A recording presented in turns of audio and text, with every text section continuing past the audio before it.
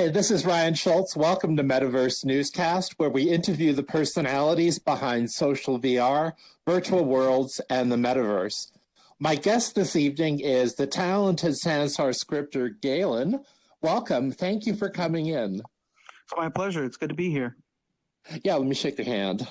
I wanted to ask you to start off, can you tell us a little bit about how you first got involved with virtual worlds and what led you to Sansar? Sure. Well, I couldn't tell you what year, probably around 1995 or so. I started learning about virtual reality. Well, what I would call virtual reality technologies, people wouldn't necessarily today, not the goggles and all, but virtual worlds. I got really fascinated when I think it was Netscape Navigator included the first VRML client. And I was fascinated. When would this be? About what time? What year? Oh, you put me on the spot here. I'd say 1994, 1995, okay. 1996, so somewhere way in there. Way back. And back then, just like, writing HTML, an HTML page, you could write a scene as this markup language, XML-based markup language. And you could write little JavaScript scripts to move things around. It was pretty slick. But then other companies started building on this technology. I don't remember if Active Worlds used VRML. I think they used something proprietary. But I got particularly interested in one that's hard to find anything about anymore called Black Sun. BLAXXUN. Oh, okay. And never heard of it before. Most people haven't. I think partly because Active Worlds kind of overshadowed it.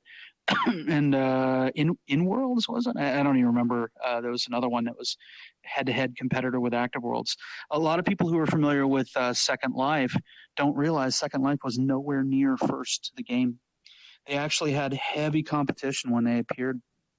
Come 2005, I got suddenly interested again when I saw a news report. I don't remember what channel it was, but there was just a piece about Second Life. I'm like, oh my God, it's come back. This virtual reality stuff, and now instead of just being something you do on your own, like a first person, just a single person game or something like that, this was something about it resonated with me. It sounded like those other places, the ways that they did it wrong, Second Life seemed to be doing it right. So and it was free. Yes. I went in, I started looking around, and like a lot of newbies, I'm like, I have no idea what to do. I was kind of lost for a while, and then suddenly I started meeting creative people, and I'm like, yeah, this is the right bandwagon to get on. Cool. That was back in 2005. Stayed there for a great many years. Took a few sabbaticals along the way, and then Sansar came along, and I jumped ship from Second Life. Second Life is still awesome. It's hard to compare right now, but I saw Sansar as very likely the future and a whole lot of good here. And I thought, I want to stake my claim. I want to be an early adopter. So what made you decide to get into the scripting business in Sansar? I had, in Second Life, I had built my successful businesses all around scripts that I wrote in Second Life, going all the way back to the beginning, all the way back to 2005 when I started. I was learning it right away. I was very fortunate that I met a few people who knew a lot about scripting, and I learned a lot from them. Okay. Good mentors. But I never really was selling my technology per se. I was always using it to support my successful businesses. When I came to Sansar, it became instantly apparent that there was almost no interactivity to be found. I studied the scripting capabilities immediately, studied the documentation, which was pretty thin, looked at what was available in the store, and I'm like, it is obvious. It is obvious this is needed. It is obvious that there's all this beautiful content that could best be described as museums, static, quiet, contemplative, lacking any interactivity. I'm like, has got to change. So that first day I started working on my first script, and the next day I had the first working door script. A few days later I had it as a commercial product. And I was off and running. I figured the best bet was to think modular, to create little units of functionality like Legos that could be stuck together by someone who is not a programmer to add complex behaviors. Okay. So one of the projects that you're most known for in Sansar is the Hover Derby experience. I was wondering if you could talk us through how this whole idea for Hover Derby got started, and who approached who, and how do you divide? I've got so many questions, but basically my first question is whose idea was Hover Derby to start with? You know what? I have to give Drax some credit here. You all know Drax from Atlas Hopping and from many other projects like 114 Harvest. Right. He saw a technology demonstrator of mine called Hover Park. I've since turned Hover Park off for some technical reasons. I remember that one. I remember that. That was a lot of fun. And Drax actually did one of his Atlas hoppings over at Hover Park. And he was like, "Oh man, I want to throw up. This is wonderful."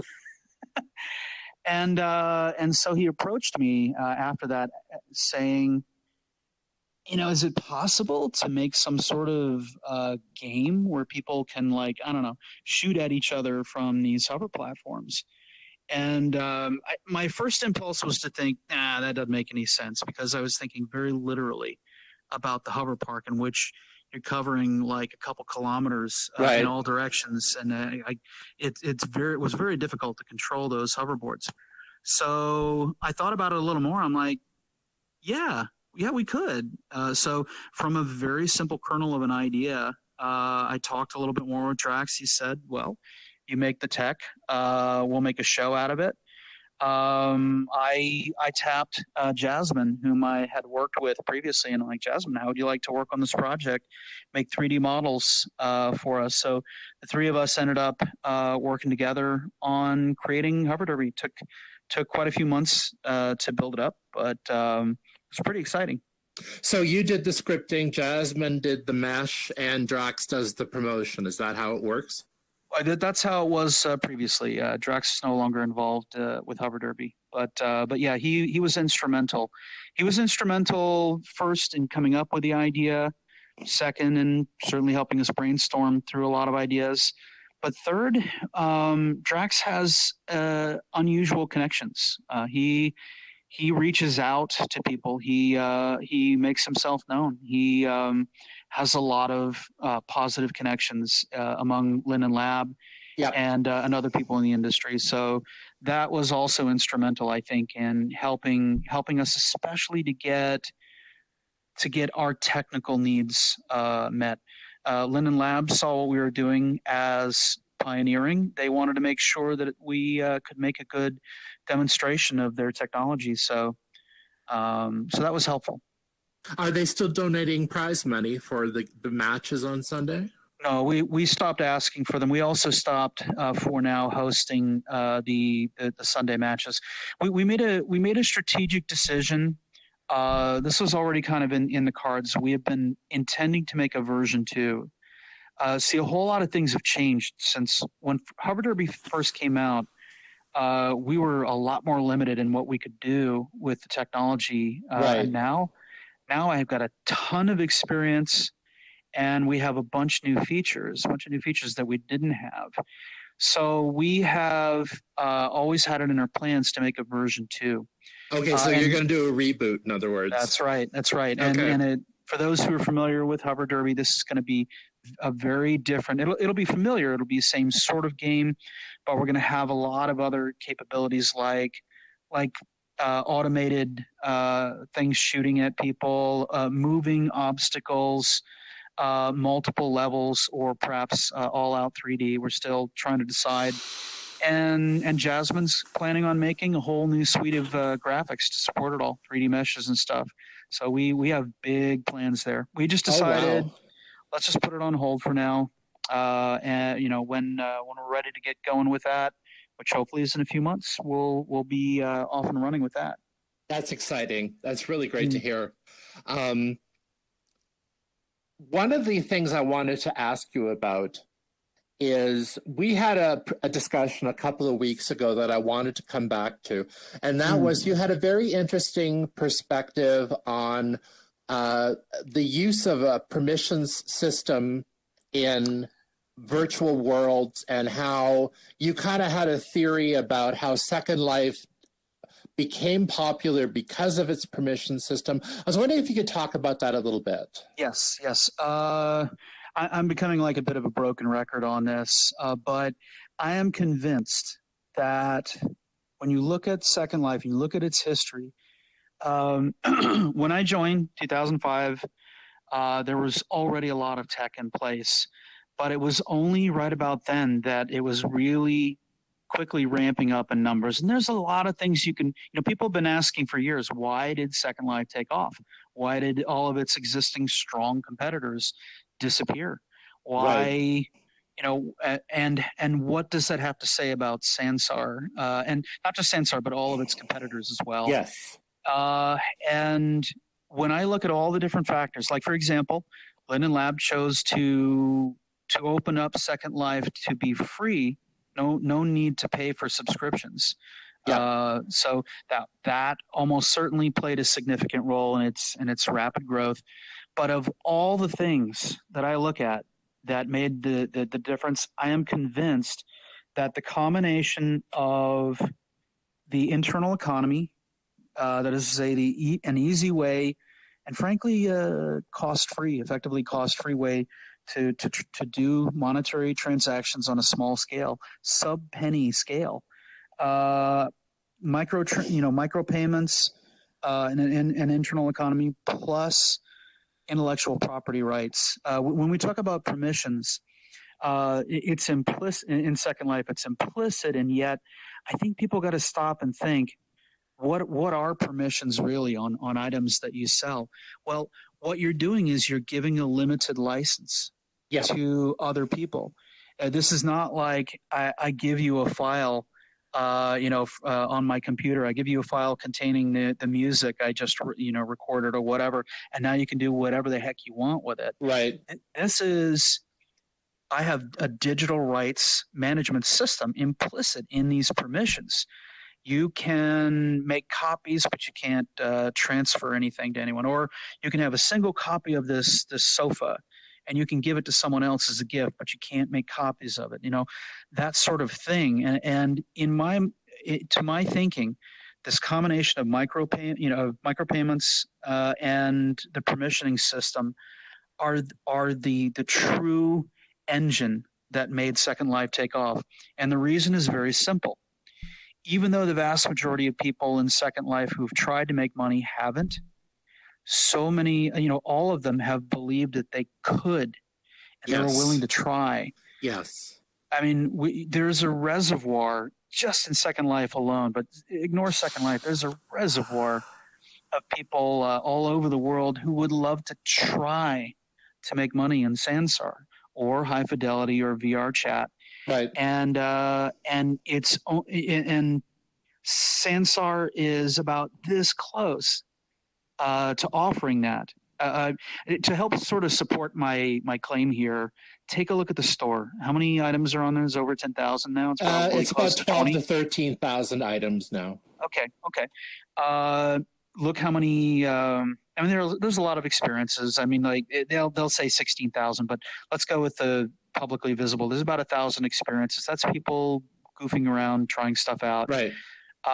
There's probably, I think we could, if we were to go through it, we could probably find a couple hundred that are pretty decent, right? Not bad. But when you look at the store and you look at the sheer numbers of things, and to me, the reason why there's so much content in the store is obvious. It's the only place you can make money right now. Right. In the most direct, literal way. So as soon as Linden Lab makes it possible to hand another person, here's $5, and better yet, the ability to pay a machine some money, and have that machine do something practical, like let you in the door to a show. that is going to cause that is going to, in my opinion, that is going to be the critical thing that takes Sansar from its flat line to over the course of a year, a relatively rapid growth of So you're of thinking population. that once Linden Lab implements a permissions and licensing system for Sansar, that's Plus going to easier be the transactions. catalyst. That'll be the catalyst that will attract more content creators and then more consumers as a result. In this case, I actually, while the permissioning system is going to be important, I actually think it's not as important in Sansar's case right now. But I should amend that too. I actually think right now it's the ability to monetize experiences. It's the ability to monetize events that's holding Sansar back. Oh, okay. But I also want to broadcast a very clear message to Linden Lab. Please don't make your first priority to directly monetize events or directly monetize experiences. Please just let us transfer money. As soon as you let us transfer money, we can do things the hard way. We can literally accept, people paying at the door and invite them in. But, right. Let us accept cash directly and let machines accept money, scripted machines that can then do something. Because we have everything else that we need for the basics. Now, you talk about permissions, and Linden Lab has a very different idea in mind for Sansar than they had for Second Life. The whole supply chain thing you're talking about, right? Yes, and I think a lot of people don't really understand what that means or why that is immensely more powerful than what Second Life has. Well, you said to me in our prior conversation that you thought one of the reasons that Second Life plateaued when it did is because they didn't really take it far enough with the permission system. Right. The way I look at it, fundamentally, what Linden Lab did with their permission system, we'll ignore the money part for a second, Sure. but just the permission system, is they made it possible in conjunction with micropayments. They made it possible for individual superstars to do amazing things. But they did not fundamentally enable what I'll call incorporation. They did not make it practical for large numbers of people to work together. Look in Second Life, almost every business you find, there's usually one or more commonly two people working together, and that's it. It's rare that you find 3, 4, 6, 10 people working together. Right. And when they do, it's almost always one person and their greeters / security people. Okay. And that's about it, right? But when you actually, try getting 20 content creators, pure content creators, to come together and make a product and sell it. And it's next to impossible. And the reason for that, in my opinion, is that I like to use the example of an automobile. It's kind of silly a little bit, but imagine you design a car and there's already an existing market out there for Sure. people who sell wheels. If only you could just buy those wheels and add them onto your car and sell your car with the wheels, how great would that be? But in the Second Life world, the equivalent of that would be I design a wheel and then, oh crap, I have to give a full permissions version of it to whoever makes the car. Do I Right. trust that person? Right. God, I don't know if I trust that person. They might cheat me. They might take my full perms, wheel and run with it, or add it into a freebie pack as just punishment, if they don't like me, or And for that's whatever because reason. the permission system doesn't allow supply chain in Second Life. Correct. But you're saying that in Sansar, they have a chance to actually correct that oversight and come up with a supply chain economy. Right. Now, they could do this in Second Life too, mind you, but I think that they're choosing to reserve that for now. So they want Second Life to be good at what it is and Sansar to have special things over and above. But setting that aside, the thinking here is by making it so a person can, without even necessarily getting permission from other designers, take their products and services, mostly their products, but their services too, electronic services. They could actually package products and make sure everybody profits from it without requiring that intimate level of trust and giving a full permissions item. They can even, and this is the amazing thing, they can even do it without even asking those other people. They could, someone like, I actually love the example of designing an entire cityscape. You design a cityscape by buying, buildings from 10 different vendors. You put them all in your scene. You buy props from another, dozen builders. You buy plants and trees to put around. You buy all this stuff. And by the time you're done setting up your prototype, you've got, 50 different people whose stuff you've bought. And then you sell the whole thing and everybody gets paid. That right there is going to turn Sansar into something more like the real world, real supply chain concepts in the real world. When you stop and think about it for a second, when you go to a restaurant, you buy a meal, think about how many thousands of people you're paying when you pay the check. Yeah. There's the guy who, there's that farmer who grew the peas, and paid his workers to pick the peas, and then they go to the big, Del Monte factory or whatever, and then you buy those, and then there's the bread fresh baked down the road, and there are thousands, possibly even millions of people you're paying because of the supply chain.